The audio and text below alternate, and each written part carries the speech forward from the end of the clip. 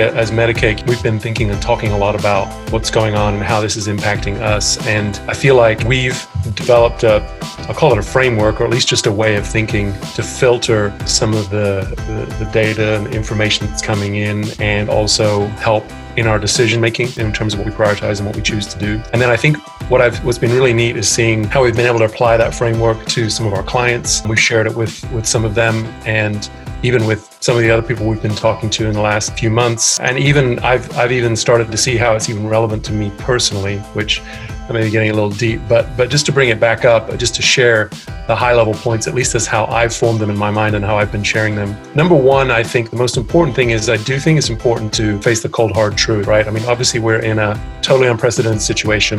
Currently, we're probably in the peak of uncertainty. You know, I've got to believe that in 3-4 weeks time, we're going to know a lot more. Right now is a little bit of a weird time that we're in. But the facts is that different businesses are being impacted differently. Obviously, if you're in the entertainment, restaurant, hospitality, tourism trade, you're being hit pretty hard. Other businesses less so. But I think it's important to be realistic and be objective as you can. Obviously, the facts are hard to come by, the actual facts. For some companies, that might mean reassessing some of your decisions. If there are opportunities to be smart about trimming expenses, I think it's worth thinking about and talking those through. Going through that first part of like facing the facts, I think can give you a confidence for what you need to do next. The second piece of what I was going to say was have hope. There's probably some different ways to unpack this second one, but I think just real quickly at a high level, I think it's a really valuable and important exercise to think about what can I be doing now? What, you know, having a belief that we are going to get through this. We're going to find a way, like that, you know, unshakable belief that whatever it takes, we're going to get through this. And what is it going to look like on the other side? And what are things I could be doing today that are really going to return reward in the future? And I think that shift in mindset of saying,